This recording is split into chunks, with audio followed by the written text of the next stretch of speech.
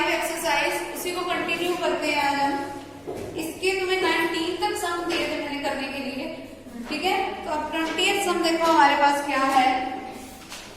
dy by dx is equal to y by x plus tangent of y by x। सीधी सी बात है, y by x type की अगर मुझे फॉर्म दिख रही है तो इसका मतलब मुझे y को क्या लेट करना है, vx। तो मेरे पास बनेगा क्या, dy by dx इसके इक्वल बनेगा v plus x into dv by dx, यही बनेगा। ये दोनों वैल्यूज को यहाँ पे पुट कर दो, dy by dx की जगह पे v plus x into dv by dx is equal to y की जगह पे vx पुट करोगे। ये सीधा अगर मैं y अगर vx के इक्वल है तो y by x किसके इक्वल हो गया, v के।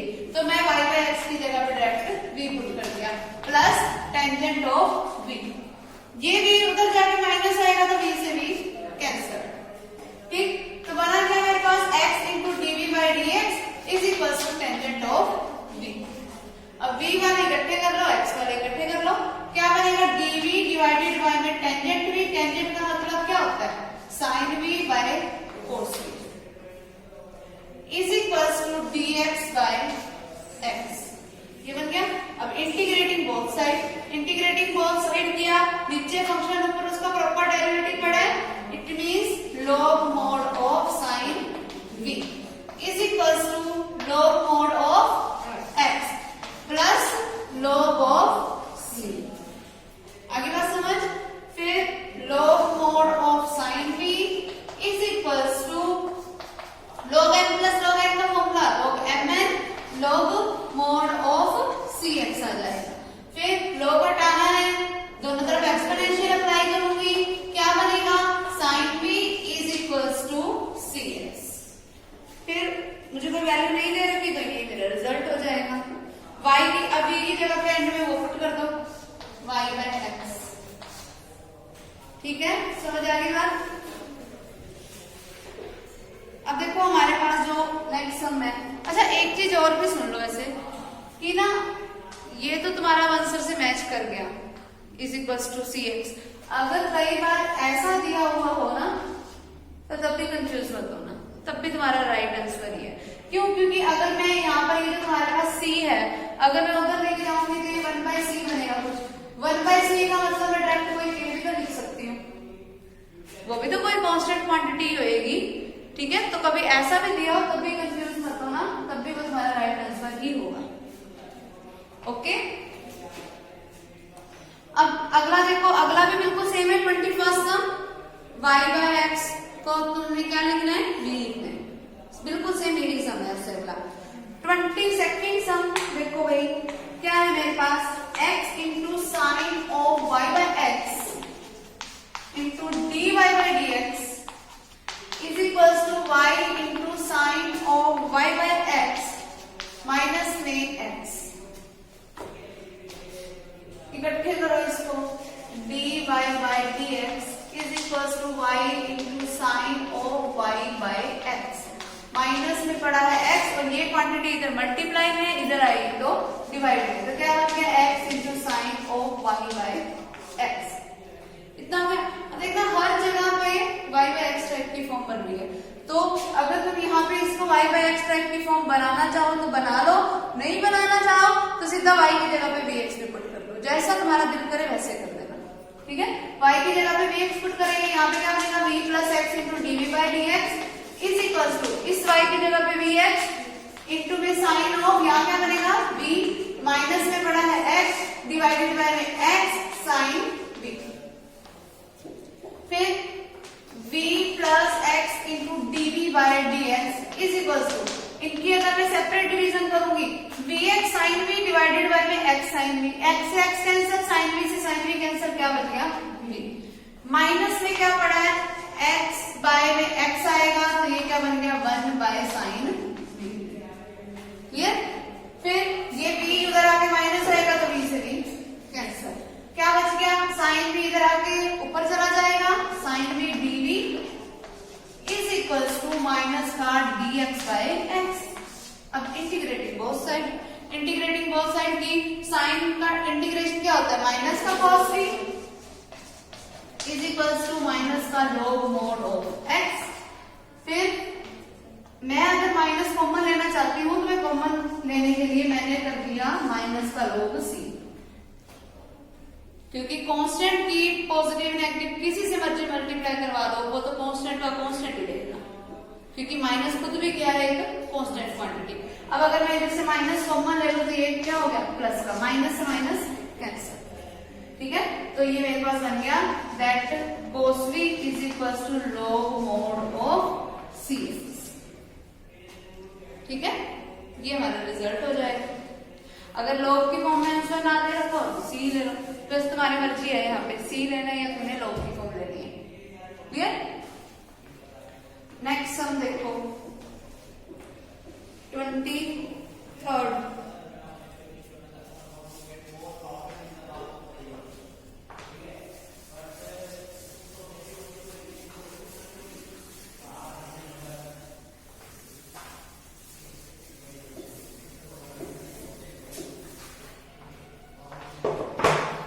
x into dy by dx is equals to y into log y minus में log x प्लस का 1। देखो इसको ऐसे लिख सकते हो dy by dx is equals to ये x उधर जाएगा तो डिवाइड में चला जाएगा, फिर log m minus log n का होता है log m बाई n, यानी कि ये बन गया log of y by x और ये क्या पड़ा प्लस में, ठीक है। अब y की जगह पे vx, y की जगह पे vx पुट करोगे क्या बनेगा v plus x into dv by dx is equal to यहाँ पर क्या बन गया v और यहाँ पर क्या बना इंटू में log v प्लस का 1, जिसका मतलब क्या हुआ v plus x into dv by dx is equals to v log v plus में v के अंदर अगर मैंने मल्टीप्लाई किया तो v से v cancel, x into dv by dx is equals to v log v। अब v वाले इकट्ठे कर लो, dv divided by v log v, जिसको मैं क्या लिख सकती हूँ 1 by v divided by log v, कोई फर्क नहीं पड़ेगा, is equals to dx divided by x। अब इंटीग्रेटिंग बोथ साइड, नीचे फंक्शन है ऊपर उसका डेरिवेटिव पड़ा, it means log mod of function, function क्या है log is equals to log mod of x plus log of c। अब log m में प्लस m का फॉर्मूला लगा दो, यहाँ पे क्या बनेगा log mod of log v is equals to log of c।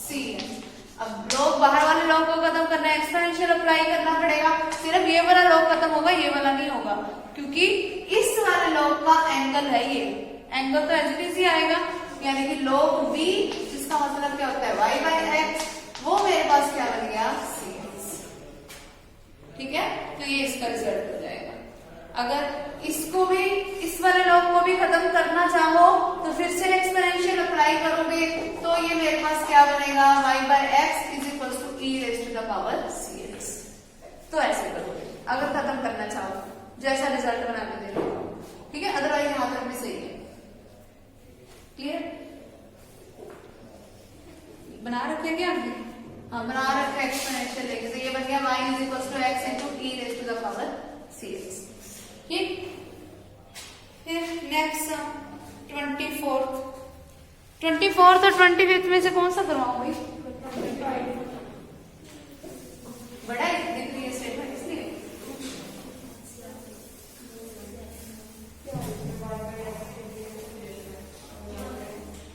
कौन सा कराऊं,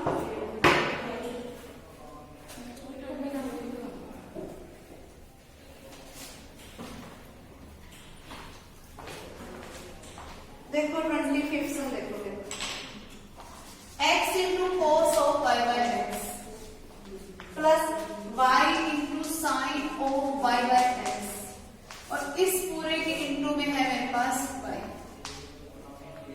minus y into sine of y by x minus x into cos of y by x into x into d y by d x is equals to है 0।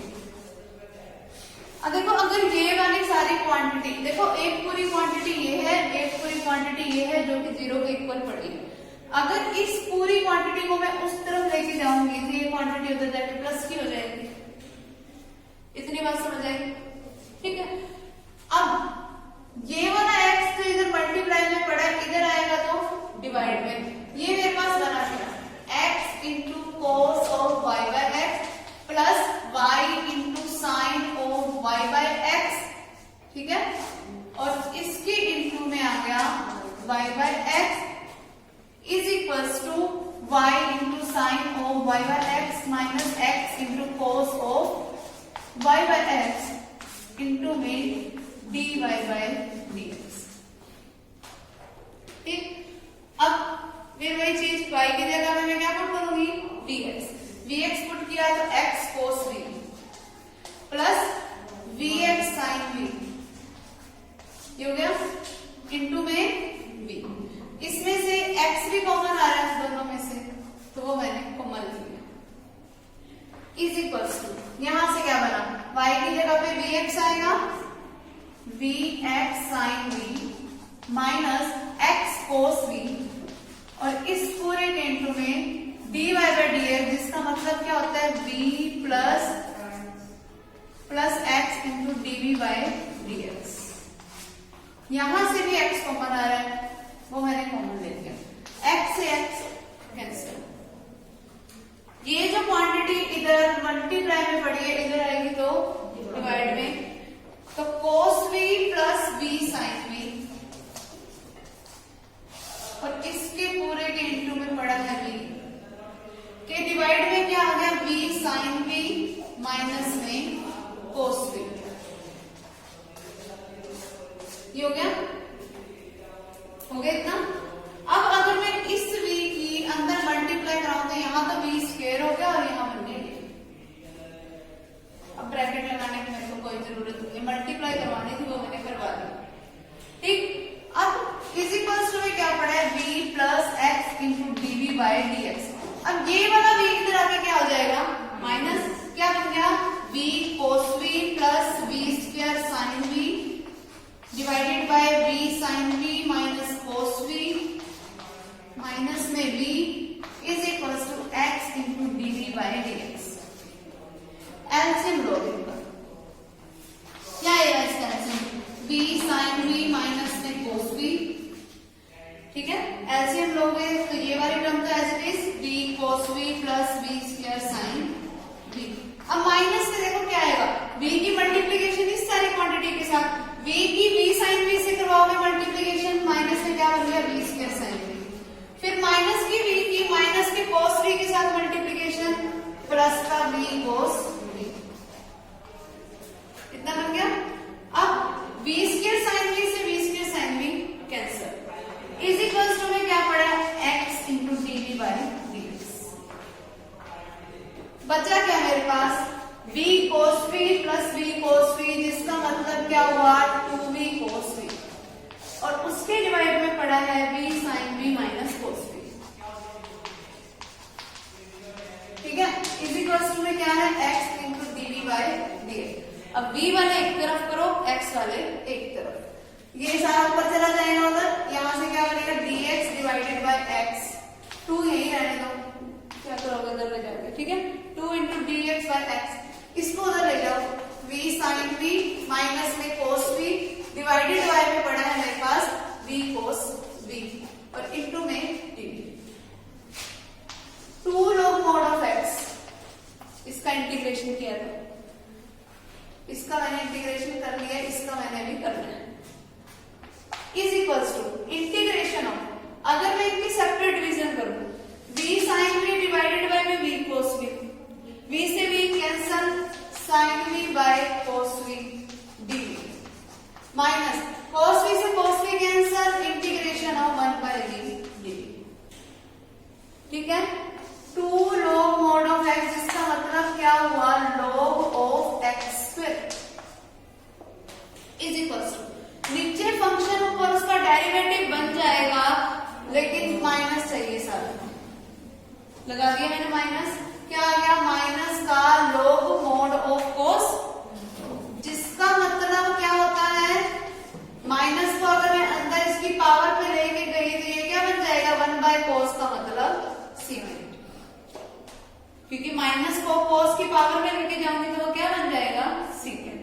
फिर minus में यहां से क्या आएगा 1/v का इंटीग्रेशन log v, प्लस में क्या आएगा log ऑफ c, बस को इकट्ठा करना है, log of x square is equal to log m minus log n क्या होता है m/n। अच्छा और ये प्लस में मेरे पास c है, पहले इन दोनों को ऐड वालों को ऐड कर दो, इनको ऐड करोगे ये मेरे पास बन जाएगा log of c secant v divided by में क्या बनेगा v, ऐसा बन जाएगा। फिर log को खत्म करना है, एक्सपोनेंशियल अप्लाई करना है, इट मींस कि x square is equal to c secant v divided by में v। अब v की जगह पे मैं वैल्यू पुट कर दूंगी y/x, क्लियर, अब वो मेरा रिजल्ट हो जाएगा, ठीक है।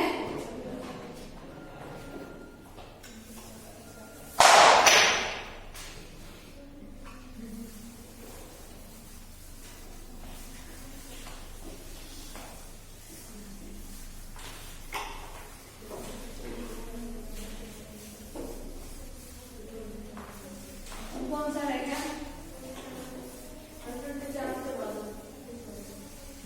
27 है, 26 का कौन सा पार्ट सेकंड,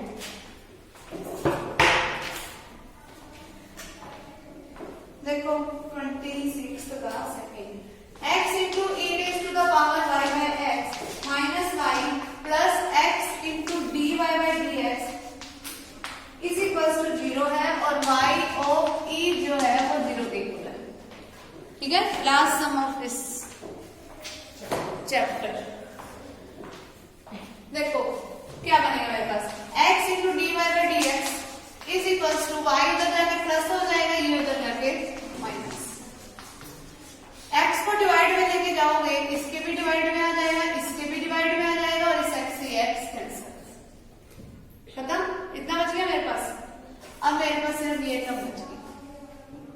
अब वही सेम चीज y की जगह पे क्या पुट करोगे vx, तो v plus x into dv by dx is equal to v minus e raise to the power v, v से v बचा क्या x into dv by dx is equal to minus of v raise to the power v, ये इधर लेके आओगे क्या बनेगा, ये अब देखो पॉजिटिव है, नीचे आएगा तो e raise to the power v बन के आएगा, जब मैं इसको ऊपर लेके जाऊंगी तो क्या बन गया e raise to the power minus का v dv is equal to minus का dx बाय x।